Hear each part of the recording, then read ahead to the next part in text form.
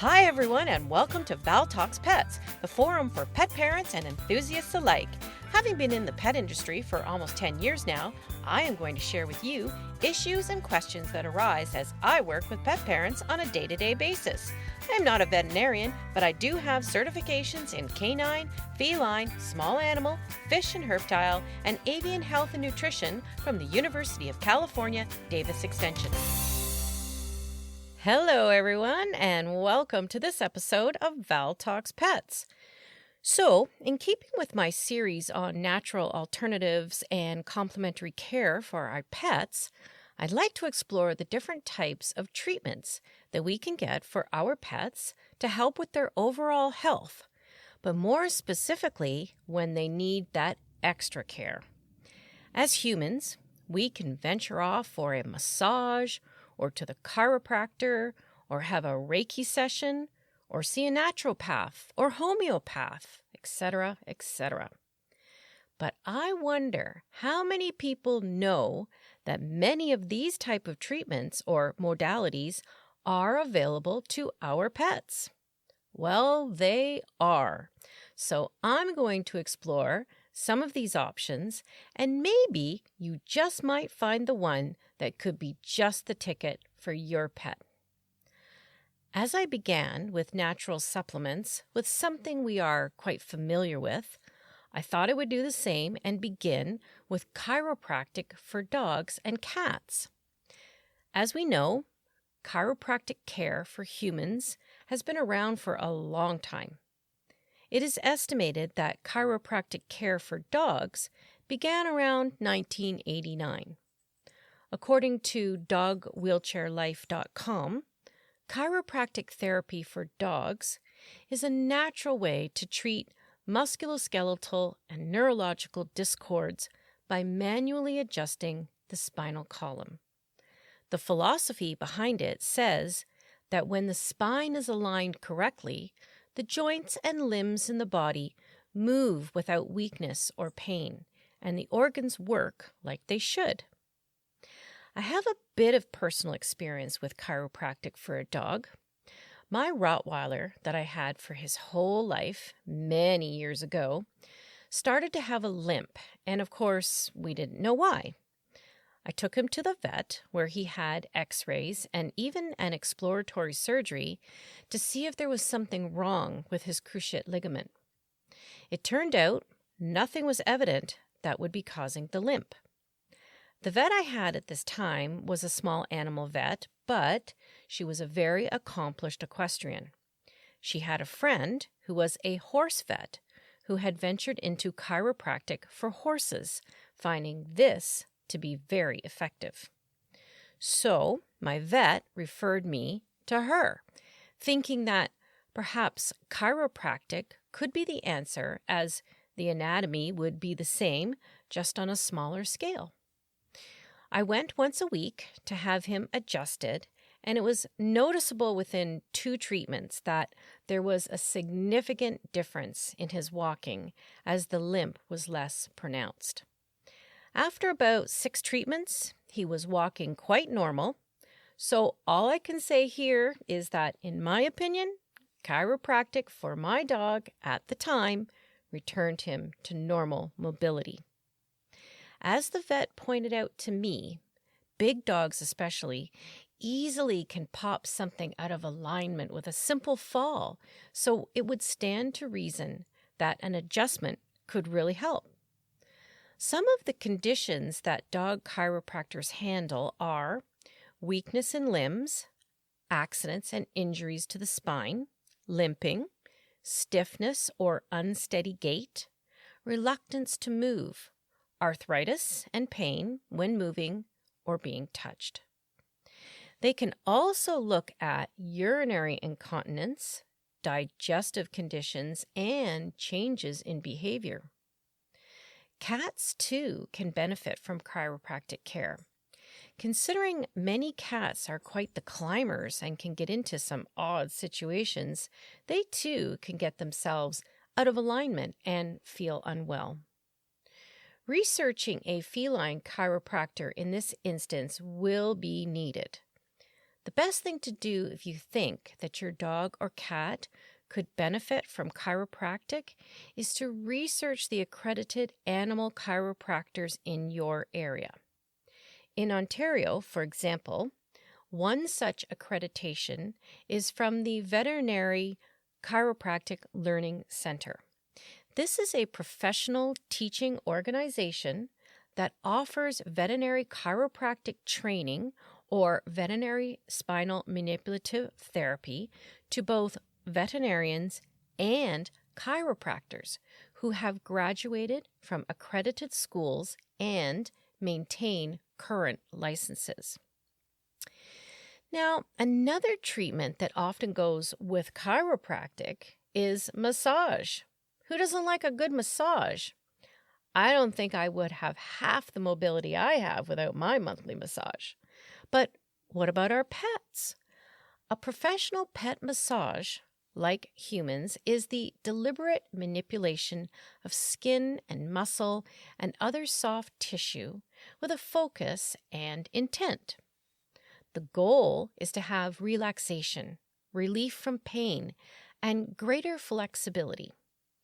There are quite a few videos online to show pet parents how to give a pet massage, and these can be quite fun and bonding for you and your pet. But if you are dealing with an injury or arthritis or surgery recovery, I think looking to a professional would be the best idea.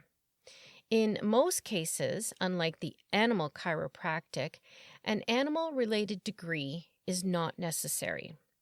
As I said, there are quite a few videos online to show how to do a pet massage, but you can also look into the various programs that you can enroll into to become certified as an animal massage therapist.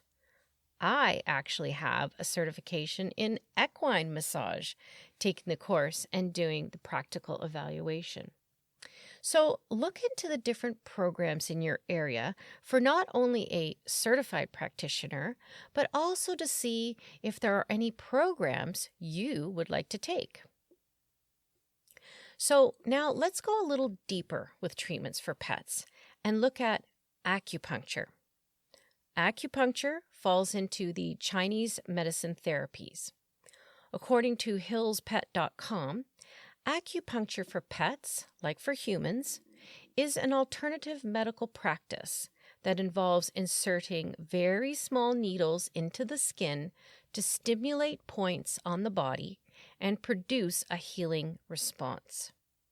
According to the International Veterinary Acupuncture Society, each acupuncture point has specific actions when stimulated. This technique has been used in veterinary practice in China for thousands of years to treat many ailments. So there are many conditions where acupuncture can be indicated. For example, paralysis, allergies, and pain. Other areas for small animals and large animals are sore backs, dermatitis, respiratory problems, and can be significant when treating injuries. As the Veterinary Acupuncture Society points out, in most countries, states, and provinces, veterinary acupuncture is considered a surgical procedure that only licensed veterinarians may legally administer to animals. So if you are thinking of going this route, there is homework to do. It wouldn't necessarily stand that a human acupuncturist would have the animal anatomy knowledge to perform acupuncture correctly on an animal. For this reason, veterinarian acupuncture should be performed by a trained vet. In conjunction with this, a proper diagnosis would be needed, so obviously a conversation with your vet would have ensued. In most cases, this ancient Chinese practice is used as a complement to the conventional or Western treatments being used. In Chinese medicine, the meridians are a focus. This is the paths through which life energy or chi flows. Along the meridians lie the acupuncture points, which are stimulated by needling or pressure. The idea is to restore the energy balance in the body and promote healing. Inserting needles and giving them a bit of a twist and having a pet sit for 20 minutes or so with the needles in place can be a very tall order. When the needles are placed, there can be a bit of a sting, but after, there is usually no sensation from the insertion point. An alternative to the needles, if this just doesn't work, is acupressure. Similar to acupuncture, acupressure applies pressure to the acupuncture points. This can be an option for pets that do not tolerate acupuncture, but also for areas that are hard to reach. Let's look at another alternative treatment we can do with our pets, Reiki. Reiki, by definition, is a healing technique based on the principle that the therapist can channel energy into the patient by means of touch to activate the natural healing processes of the body and restore physical and emotional well-being.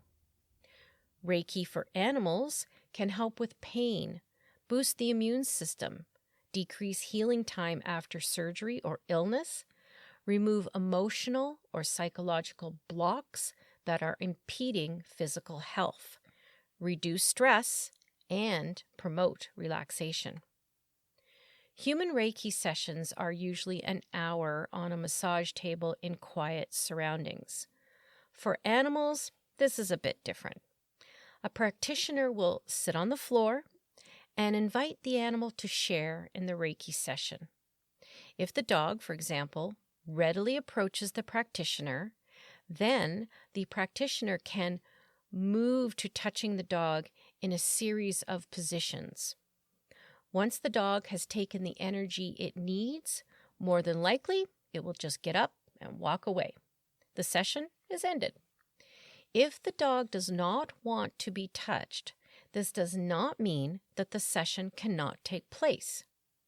Reiki can be done from a distance as well, so the pet may be able to receive Reiki this way. So for dogs in particular that are very nervous, experience anxiety, are very fearful or aggressive, it is possible Reiki could help with this. A cat that is nervous, pees where it shouldn't, is fearful, can also benefit. Pets that are in recovery from surgery or illness or from past trauma can also benefit. Because Reiki is unlocking the flow of energy, similar to acupuncture, this energy flow will allow the body to have access to healing, and in whatever way that is needed, Reiki will address this. Does it always work the way we want it to? Not necessarily. Reiki will go where it is needed. So whether we know where that is to go or we don't, healing and well-being being sent to our pets can only be a good thing. Now let's look at another practice called craniosacral therapy. According to animalwellnessmagazine.com, craniosacral therapy is an energy medicine as well that involves a very gentle and subtle application of hands-on healing by utilizing the electromagnetic points within the palms of your hands and fingertips. It is possible to balance the pulse of an animal's meningeal system and release constrictions. The meninges refers to the membranous coverings of the brain and spinal cord. As animalwellnessmagazine.com points out, the CSS or craniosacral system consists of the cranium or skull bones, the sacrum at the base of the spine, and all the membranes and fluids around the brain and spinal cord, including the nerves, vessels, and organ systems. Interesting with CST is that It works with the rhythm similar to the animal's heartbeat, but is a result of the pumping of cerebral spinal fluid rather than blood through the heart. Craniosacral therapy can be highly effective at treating both acute and chronic injuries in dogs. It can be very beneficial for keeping dogs in musculoskeletal balance, which can play a vital role in joint and skeletal health. It can keep their bodies flexible and mobile as they get older and help with muscle atrophy. Some of the conditions that craniosacral therapy can address are hip dysplasia, cruciate ligament injuries, behavior problems, blocked tear ducts, pre- and post-surgery, and seizures.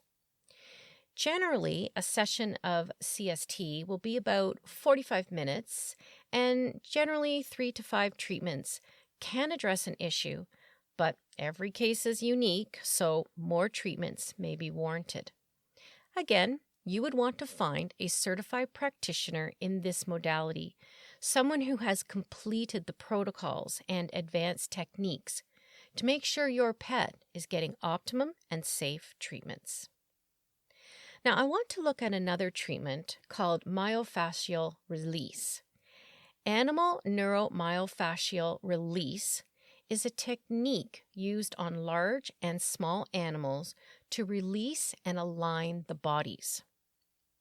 According to VOM technology, the term myo refers to the muscle and the connective tissue that surrounds and attaches the muscle, the fascia, hence the term myofascial.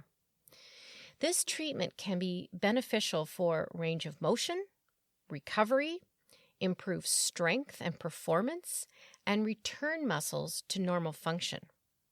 So, to define a bit further, skeletal muscle tension can be associated with subluxation.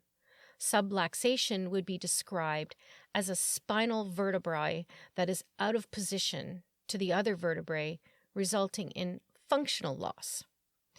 It was found that there were lines of correction in domestic animals that, if released, would allow the muscle and tendon fixations associated with the subluxations to relax. This technique is a soft tissue technique that utilizes a specific tool for neurological stimulation and myofascial release. According to holisticanimalstudies.org, the practitioner uses the specialized tool to put motion into the soft tissues surrounding and adjacent to the vertebral column and other joints. This creates a combination of neurological input and soft tissue releases that allows the animal's body to reset itself, leading to an improvement in posture, range of motion, and gait. Although a tool is used, this is not considered a chiropractic technique because the tool is not moving bones. It is used to release soft tissues and provide neurological input through quick impulses. There's a fair bit to look into with this technique, and a certified practitioner is the one to contact if this is something you would like to move forward with. Another treatment that is innovative and has gained popularity in recent years is laser therapy. Now, here's a fun fact that I'm not sure everyone knows, but laser is actually an acronym for light amplification of stimulated emission of radiation. According to AAHA.org, this refers to a unit that emits focused, penetrating light beams in 3 forms. There is monochromatic, which is light that is a single wavelength, coherent, which is photons that travel in the same phase and direction, and collimated, which is photons that travel in a single straight beam. So basically, lasers use light waves of a specific wavelength to cause photobiomodulation, or the alteration of cellular and tissue physiology. Light absorbed by cellular components stimulates electrons and activates cells to promote growth, proliferation, migration, and repair. The laser therapy helps tissue repair by causing endorphin release, vasodilation, which increases blood flow to bring oxygen and cells involved in the healing process, muscle relaxation, decreased inflammation, and faster healing and repair. Now, this is interesting because laser therapy is particularly useful for pets with liver disease who cannot take medications, cats for whom only a few pain control medications are approved, and older pets with diminished organ function. In this treatment, the laser wand is slowly moved back and forth over the damaged tissue, producing a warm, pleasant sensation that most pets seem to enjoy and find relaxing. Sessions usually last 15 to 30 minutes, and the number of sessions depends on the injury. Chronic conditions may be treated weekly, and surgical incisions and open wounds often require daily treatment. So because using improper settings and durations can cause thermal burns to tissues, and beams directed at eyes can cause permanent damage, everyone during a treatment, pet included, must wear protective eyewear, and the practitioner should be certified to do this practice. I'd like to touch a bit on homeopathy for pets. Homeopathics are a part of the alternative medicine area. According to Trupanion.com, homeopathic medicine for cats and dogs is a holistic method using natural substance to stimulate the body's natural healing process. It can be used to treat a wide variety of conditions. Homeopathy concentrates on care of the whole animal with methods that are specific, gentle, and sympathetic to the body's needs. Homeopathics come in tiny white pellet or liquid form. It is important not to handle the products and to drop the pellet or the liquid straight into the pet's inner cheek. Homeopathics work very differently in that dosage is what is needed. 1 pellet or 10 pellets or more could be the dose. The dosage is the amount needed until the pet feels better. And if nothing is happening, then the dosage is stopped. I think it best to consult a veterinarian with homeopathic experience or a homeopath educated in homeopathics for pets if you're going this route. Homeopathics can be very effective, and this is a great area to do some research to find alternatives for many different conditions, some as simple as fleas. Now, my next therapy to look at is a real fun one, and that is aquatherapy for dogs or hydrotherapy for dogs. According to vetinfo.com, aquatic therapy for dogs is a form of rehabilitation and athletic conditioning. In both cases, canine aquatic therapy prevents injury, lessens pain, strengthens muscles, and restores or enhances mobility. Another benefit of this therapy is for dogs that need to lose weight. When overweight, playing and running on land can be very difficult, but playing in water and swimming is great exercise and could be just the ticket for weight loss. Some facilities also have underwater treadmills, so the dog is still walking, trotting, or running, but the buoyancy of the water protects the joints, and the resistance of the water increases the workload.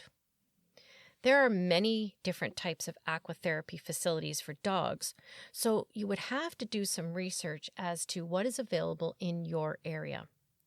Facilities can offer indoor pools that have a therapist in the water with your dog, or you can go in the water with your dog.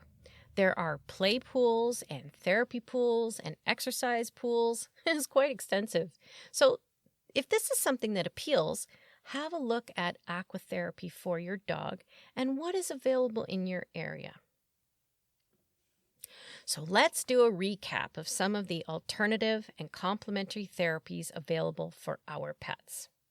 Beginning with chiropractic for pets, massage, acupuncture, Reiki, craniosacral therapy, myofascial release, laser therapy, homeopathy, and aquatherapy. You can see that there are quite a lot of alternatives we can look to for our pet's health. So that leads me to my pet peeve section.